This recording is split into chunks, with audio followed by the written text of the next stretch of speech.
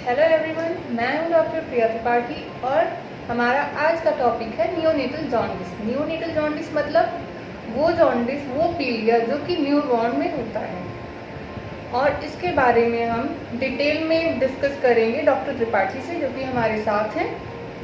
तो सर, मेरा पहला क्वेश्चन है आपसे। सर, नवजात शिशुओं में पीलिया की बीमारी क्या होती है? बेसिकली पीलिया एक ऐसी बीमारी है या पीलिया बेसिकली एक ऐसा लक्षण है इसमें शरीर के अंदर पाया जाने वाला एक पिगमेंट, बिलिरुबिन नाम का पिगमेंट, उसकी मात्रा शरीर में बढ़ जाती है, जिसकी वजह से बच्चा पीला दिखने लगता है। अब ये बिलिरुबिन किस वजह से बढ़ जाती है और उसके बहुत सारे कारण हैं, और नवजात शिशुओं में किस वजह से बढ़ती है उसके भी बहुत कारण हैं। पीलिया जो बिलिरुबिन होता है, बिलिरुबिन एक ऐसा पिगमेंट है जो नॉर्मली शरीर में बनता है। तो हमारे शरीर में जो ब्लड होता है, ब्लड आरबीसी के अंदर होता है, रक्त कणिकाएं जो होती हैं, लाल रक्त कणिकाएं, उनके अंदर हीमोग्लोबिन होता है। इन लाल रक्त कणिकाओं का लाइफ स्पैन 120 दिन होता है। 120 दिन के बाद ये ब्रेकअप होती रहती है, और जब ये ब्रेकअप होती है तो इनका हीमोग्लोबिन जो बाहर निकलता है वो टूट करके बिलिरुबिन बनता है, और इस बिलिरुबिन जो बनता है ये फिर लीवर में पहुंचता है, और लीवर में फिर इसका कॉन्जुगेशन होता है, और कॉन्जुगेशन के होने के बाद एक पित्त के रास्ते इंटेस्टाइन में चला जाता है और फिर बाहर निकल जाता है। तो अब इस पूरे रास्ते में, पूरी प्रक्रिया में जो जो चीज़ें आती हैं उन सभी की बीमारियों में बन सकता है। या तो बिलिरुबिन का प्रोडक्शन बढ़ जाए तो बिलिरुबिन बढ़ने लगेगा, या उसका निष्कासन कम हो जाए तो भी बिलिरुबिन बढ़ने लगेगा। मान लीजिए अगर कोई ब्लड की बीमारी हो, जिससे ब्लड बहुत ज़्यादा ब्रेकअप होने लगे, बहुत ज़्यादा टूटने लगे, तो इतना ज़्यादा बिलिरुबिन आएगा कि उसको लीवर जो है एक्सक्रीट नहीं कर पाएगा, तो भी बिलिरुबिन बढ़ने लगेगा। या फिर लीवर की कोई बीमारी हो जाए जिसकी वजह से जो नॉर्मल बिलिरुबिन आ रहा है उसको लीवर ना निकाल पाए, तो भी बिलिरुबिन बढ़ जाएगा। तो नवजात शिशुओं में जो है पीलिया बेसिकली इसी बिलिरुबिन की बढ़ने की वजह से होता है। Yes sir. सर, मेरा नेक्स्ट क्वेश्चन है आपसे। सर, नियोनेटल जॉन्डिस, जो न्यूबॉर्न जॉन्डिस होता है, वो किन शिशुओं में सबसे अधिक होने की संभावना होती है? नियोनेटल जॉन्डिस या नवजात शिशुओं का पीलिया जो है बहुत ही कॉमन है। जो टर्म बच्चे होते हैं, समय पे पैदा होते हैं, मगर 60% बच्चों में ये पीलिया होता है, और जो प्रीमेच्योर बच्चे पैदा हो जाते हैं, समय से पहले थोड़ा पैदा हो जाते हैं, जिनका वजन कम होता है, उनमें और जाता है, करीब 70-80% बच्चों को ये पीलिया हो जाता है। तो नवजात शिशुओं में आखिर पीलिया होता किस वजह से? नवजात शिशुओं में पीलिया या बिलिरुबिन बढ़ने की 3 प्रमुख कारण हैं। फिजियोलॉजिकली ये बच्चे हैंडीकैप थोड़ा होते हैं। क्यों होते हैं? क्योंकि जो नवजात शिशु होता है उसका हीमोग्लोबिन बहुत ज़्यादा होता है, पैदा होता है, रिलेटिव उसमें पॉलीसाइथीमिया होती है, हीमोग्लोबिन की मात्रा ज़्यादा होती है, और वो हीमोग्लोबिन यफ होता है, फीटल हीमोग्लोबिन बोलते हैं, और उसका लाइफ स्पैन थोड़ा कम होता है। तो बच्चा पैदा होने के बाद जब हीमोग्लोबिन ज़्यादा ब्रेक करेगा तो बिलिरुबिन का प्रोडक्शन ज़्यादा हो जाएगा। अब ये बिलिरुबिन को जाना कहाँ? लीवर में। बच्चे का लीवर में जो कॉन्जुगेशन प्रोसेस होता है थोड़ा इमेच्योर होता है, रेट लिमिटिंग होता है। तो जब ये बिलिरुबिन कॉन्जुगेशन के लिए लीवर में पहुंचता है तो लीवर पूरा उसको टेकअप नहीं कर पाता है, जिसकी वजह से बिलिरुबिन बढ़ने लगता है। उसके बाद जो टेकअप इसको लेके कॉन्जुगेशन हो भी जाता है, वो जब इंटेस्टाइन में पहुंच जाता है, इंटेस्टाइन में बैक्टीरियल फ्लोरा उसमें कम होते हैं, और एक एंजाइम होता है इंटेस्टाइन में, ग्लूकोनिडेज, उसकी वजह से इसका डीकॉन्जुगेशन कर देते हैं, जिससे जो बिलिरुबिन पुनः एब्जॉर्प्शन होकर पूरा सर्कुलेशन में आ जाता है। इस तरह 3 कारण होते हैं।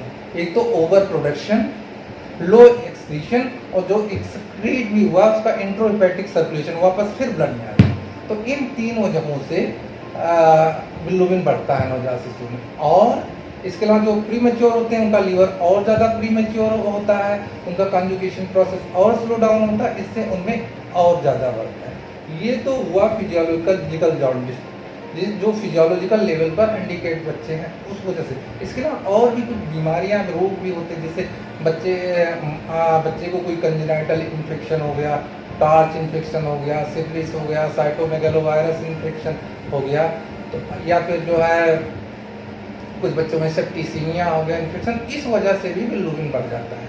तो ये सारे कारण हैं जिसकी वजह से बिलीरूबिन नवजात शिशु में बढ़ता है, जिसकी वजह से नवजात शिशु में पीलिया होता है। अब आपने पूछा कि किन बच्चों में होने के चांस ज़्यादा होते हैं।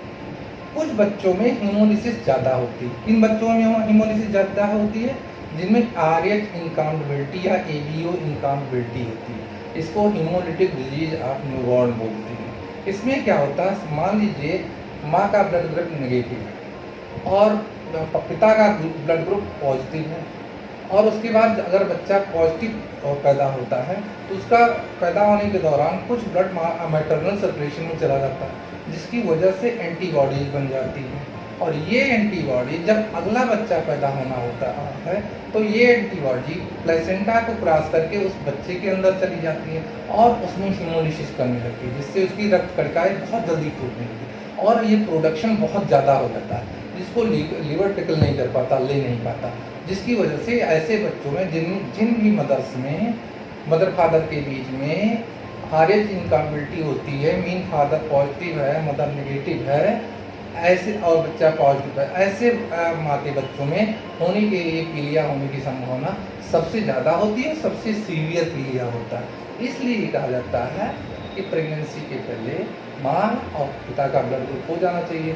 सपोज करिए कि बच्चा फादर पॉजिटिव है, मदर नेगेटिव है, तो बच्चा पैदा होने के पहले या पैदा होने के दौरान उसको एक टीका आता है NTRHD, उस टीका को लग जाना चाहिए। तो अगर ये टीका लग जाता है तो अगले बच्चे में उसके होने की संभावना, पीलिया की संभावना कम हो जाती है। नहीं तो जैसे जैसे प्रेगनेंसी बढ़ती जाएगी तैसे तैसे पीलिया की संभावना बढ़ती जाएगी, और कभी कभी तो इतना ज़्यादा पीलिया हो जाता है कि इंट्रायूटेराइन डेथ हो जाती है, बच्चा अंदर ही मर जाता है, या पैदा होने के बाद बहुत ज़्यादा स्वेलिंग होती है, बहुत सारे खून की कमी होती है, उसकी वजह से डेथ हो जाती है। तो इस तरह से ब्लड ग्रुपिंग कराना चाहिए, NTRHD एंटीबॉडी जो आती है उनको लगवाना चाहिए। अगर ऐसा इनकाउंटेबिलिटी है, एक चीज़ तो ये हो गया जो प्रमुख कारण वो सबसे खतरनाक पीलिया का होता है। दूसरे, अगर मदर के अंदर कोई इन्फेक्शन है, सिफिलिस है, साइटोमेगालोवायरस इन्फेक्शन है, या और कोई इन्फेक्शन है, या फीवर वगैरह हो रहा है जिसमें बच्चे को होने के बाद सेप्टिसीमिया होने के चांसेस हों, तो ऐसी चीज़ों का एंटीनेटल यानी प्रेगनेंसी के दौरान इलाज करवा लेना चाहिए, जिससे ये चीज़ें बच्चे में न जाए और बच्चे में पीलिया होने की संभावना कम हो। जी sir, my next question is नवजात शिशुओं में पीलिया की गंभीरता को कैसे समझें? देखिए, पीलिया बिलीरूबिन की वजह से होता है। जैसे जैसे बिलीरूबिन बढ़ता है शरीर के अंदर वैसे वैसे पीलापन होता है।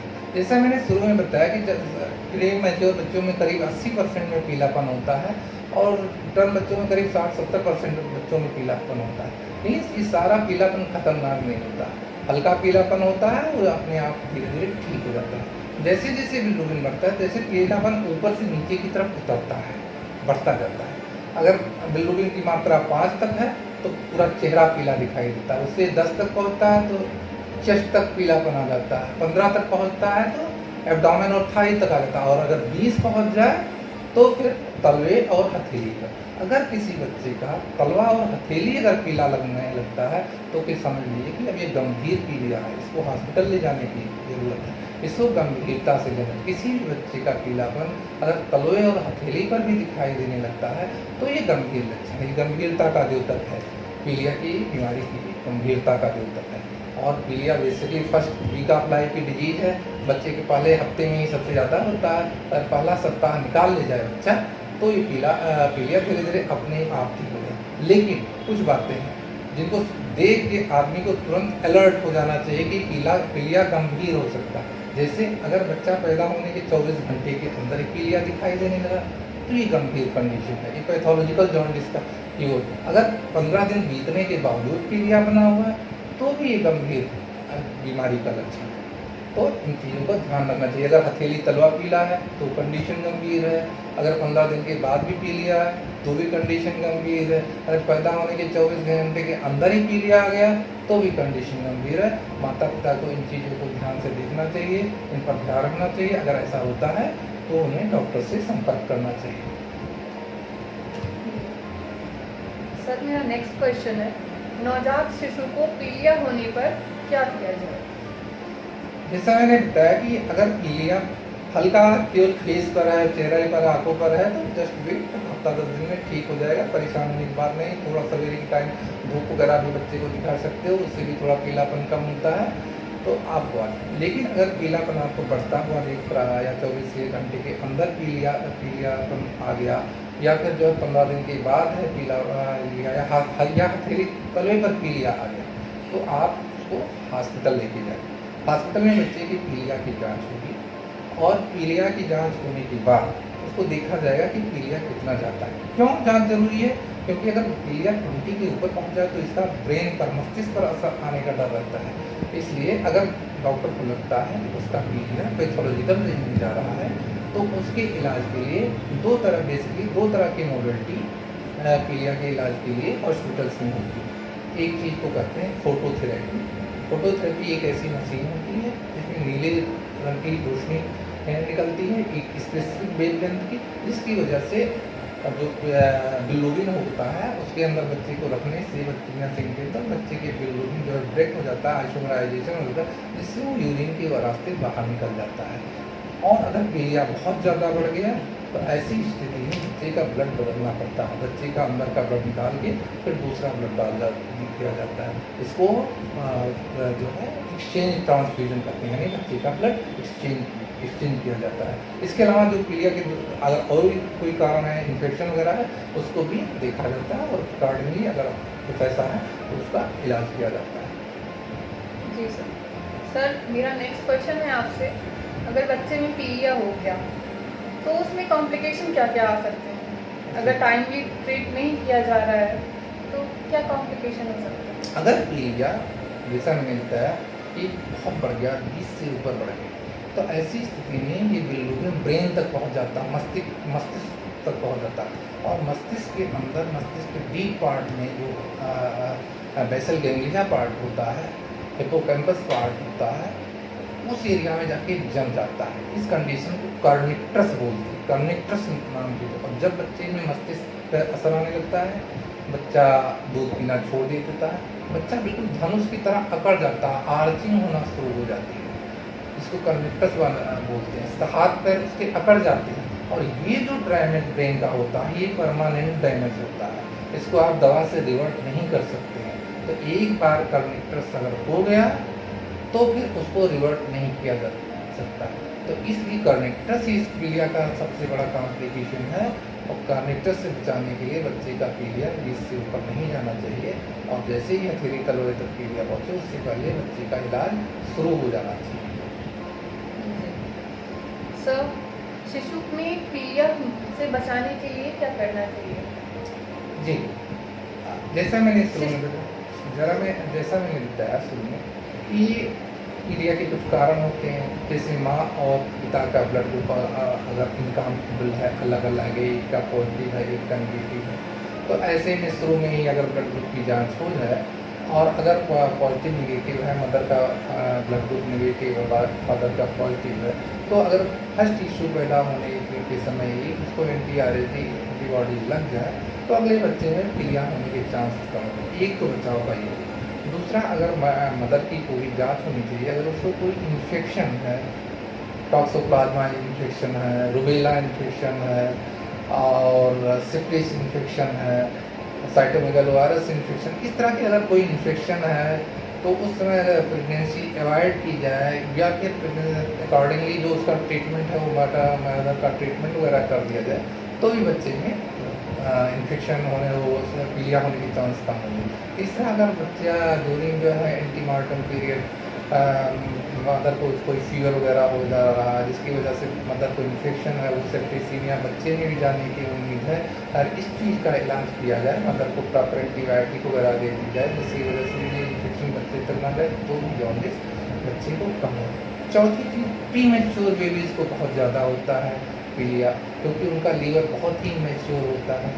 तो प्री मैच्योर बेबीज को एक तो पैदा ना हो, इसके लिए प्रॉपर माँ का देखभाल किया जाए जिससे पूरा टर्म हो कि बच्चा पैदा हो।